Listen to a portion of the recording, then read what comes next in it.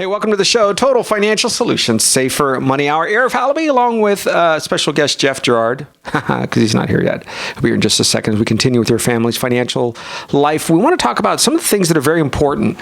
When you're building your financial steps, debt is often a big part of it. And so how do we build it so that we're very careful with credit cards? Because it's a very slippery slope. I can tell you when I started making whatever real money is, and I remember getting a credit card, and the first one was Don Roberto's Jewelers. I don't even know if they're still in business, but it was over in San Fernando maybe 30 years ago, and I got a credit card because I bought some earrings for my girlfriend at the time. Oh, wow. Yeah, little gold earrings. I spent $220, and I'm pretty right on with the number, maybe 200 and something, and I paid off 100 of it.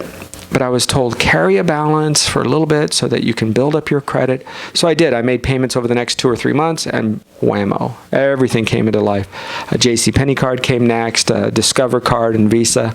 And before I was 20 years old, I had 5 or 6 credit cards, significant, and that helped me build enough credit so that when I was 23, I was able to buy my first house. So you have to start at a young enough age if you want the good stuff, if you will, but then how do you keep yourself from getting into trouble with the bad stuff and not going too far over the top? Well, you're going to do it in a few different ways, and one of those is to build responsibility and management into that process. Well, I think this really boils down to education, because a lot of folks will get into the idea of earning money, spending money, maybe even having a budget.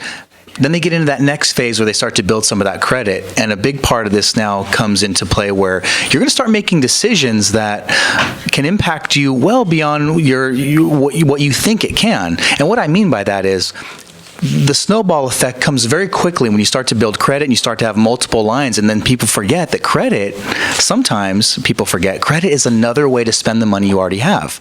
So if you make $2,000 and you're 18 years old and you've got 5 credit cards and you think, wow, I just doubled my income this month. Well, guess what? That bill's going to come next month and the month after unless you pay it off. So that's where that financial responsibility comes in. But education, I think, is the key. And know the job of each one of those credit cards if you have multiple cards, because there's nothing wrong with having each one do something different for you. Yeah, remember that some credit cards are designed to put money on and to pay it off, put it on, pay it off, so that you can garner points or rewards. One of my clients many years ago, he liked a new General Motors car, and he had a relative that worked for General Motors, so you got the family pricing back then.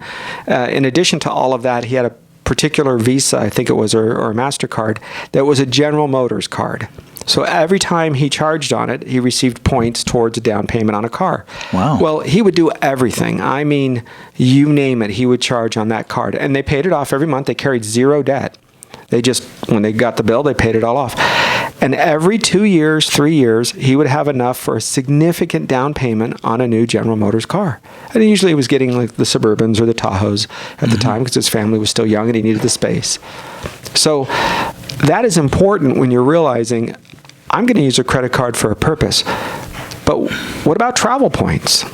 Nothing wrong with that. Make sure you have the one that is correct for the purpose. But this is important. If you're going to have one that's for the miles or you want the travel points, make sure you have one that doesn't expire, and make sure you have one that you don't have to spend $2 million before you get a little doily and a cookie or something. You need to make sure that you're getting something significant.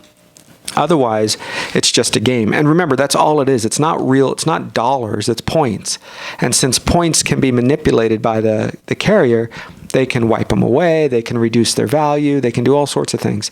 So keep a pretty tight leash on those. Don't have significant points that you accumulate for years on end, because all it takes is a merger or a bankruptcy or something to happen with that company, whether it was Washington Mutual, whether it was TWA, remember Trans World Airlines, yep. Whatever it might be. Those companies don't exist anymore. And when United Airlines went through its bankruptcy a few years ago, or through its troubles at least, they wiped away a lot of the points. And so folks were ending up, what do they do next? So you have to keep that in mind, that part of this process is to watch and babysit those numbers carefully, just like anything. And you can say, they can't do that. How can they do that? Well, it's buried in the 86 pages of fine print on that, onion paper that's barely legible.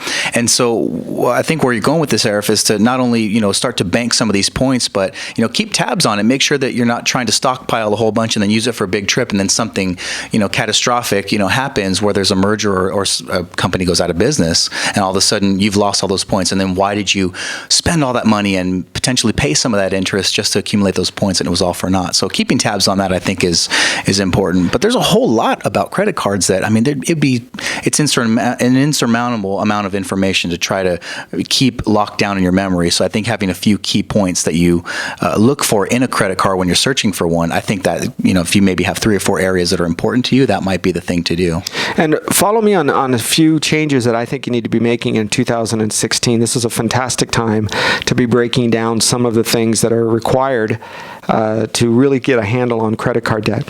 Number 1, make the switch to the EMV. What is that? That's called the EuroPay, MasterCard, and Visa chip. It's that little chip that has now, in my opinion, eliminated most of the advantage for using the credit card quickly when you go through the line. Remember, it used to be, and not too many years ago, you would go through the line at the grocery store, and everybody paid with cash, and then there'd be that person that would write a check.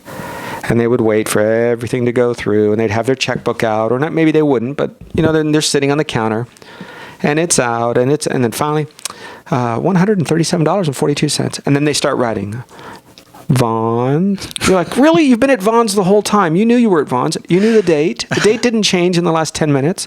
You've been here. You could have filled in all of that stuff and just even signed it because you're holding it in your good little hand. And all you had to do was put in the number, but no. Vons. What day is today? Oh my gosh, time's going fast. No, just come on, do the check. Have you seen my new checks? Do the check. They have little... Oh, it's so cute. It's like fluffy puppy dogs. Do the check. Get done. So we would sit there and you'd be like, can I have approval on aisle 4, please? Aisle 4, check plate. Come on, really? Right? So you'd be frustrated. But when the person would come through with their credit card, you'd almost have a little sympathy, like, oh my gosh, they have to pay with their groceries for the groceries on credit card. And then the life started to shift. And as it started to shift, today you're like, oh, really? That guy's using cash? Come on, man. Just swipe the card and get out of there. Right? All of a sudden, debit card, credit card, we didn't care. Swipe it and move. Today, with that EMV card, you're putting it in and you're sitting there. Hey, soccer? Is your kids playing soccer? Yeah, they are great. Oh, there it is. Approved. Amazing. Imagine that. So do you see, things have changed a little bit. Yeah. So now all of this summer, I think we're going to be back to cash. Like, come on, just use cash. Life has changed. Be vigilant about fraud. You're going to have to pull your credit report. Do yourself a favor. During this holiday time, this Christmas season off, pull your credit report. Take that credit report, see what it says on it, make sure these charges are yours. The recent inquiries, now that's going to be key. The recent inquiries is who has pinged your credit card, if you will, or sent out a request to pull data and see, maybe you're worthy of getting a credit card. Now, remember, there are some pre-authorized, like you get those things in the mail and they say, you've been pre-approved for $50,000. Well, that's nice. How do they know? They don't even know who you are. Because the top few lines of your credit report are pulled, and that's available to anybody that you have a current credit card with. I know it sounds crazy, but they can pull that at any time. In fact, if you have any outstanding debt with anybody or any debt, any active, they can pull your entire credit report every other month. They used to do that every third or fourth month. Most credit card companies would pull it every 6 months. Discover Card was really big at this. When we started our show 12 years ago, we were telling you about Discover Card, how sneaky and tricky they were, because they would pull that every month. And the moment they would, if they would see that you were late on anybody else's place, a Verizon bill, maybe you have your AT&T bill in dispute, maybe you're not sure about your cable, or doesn't matter.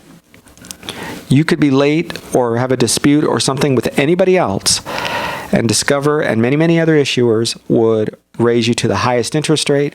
They would send you a notification. In fact, they still do. And the notification is buried in the, hey, get this free gym bag. You're like, oh, a coffee mug, no thanks. And in there it says, oh, by the way, because we saw that you were late on this other credit card, we're going to be raising your rate on this credit card. So that kind of pulling of your credit report, those guys could do. So how do you make sure that you don't have erroneous hits on there that maybe it's not you. Maybe somebody else is pulling your credit report and they shouldn't be. So that will be found out if you go through and pull your credit report. You can go to annualcreditreport.com. It's www.annualcreditreport.com. Not freecreditreport.com. That's not free, believe it or not. But annualcreditreport.com allows you to pull your credit one time per year for free. If you have a decline, if you've been declined for credit before, you can take that letter, you send it in, and they will give you another free pull. So if you were denied credit 6 months ago, even though you pulled your credit report before that, you can go in and still pull it and not pay a fee. Okay, so that's important. And you can check in between. This annual credit report, they give you that once per year. You're welcome to go to any other of those free or those services that are out there, but be careful not to be beguiled by their names. Free credit report. It might be free for a short period, but they're kind of banking, maybe not this company in particular, but several companies are waiting for you to forget to cancel before the free trial's over, quote unquote, and then that's where they ding you for $15 or $30, whatever it is. And it's not only that, Jeff, but sometimes it's impossible to cancel. Right. How many times have you tried to cancel, what was it, I think it was AOL. Mm-hmm. And they had that where it became a joke. It was this thing that went viral where the guy has a script. I'd like to cancel my service. Well, we'd like to, well, no. And then it'd be like a 15 or 20 minute cancelization, Yeah, truly. So be very careful. Sometimes these guys make it very difficult to see the little box that you're supposed to check to cancel.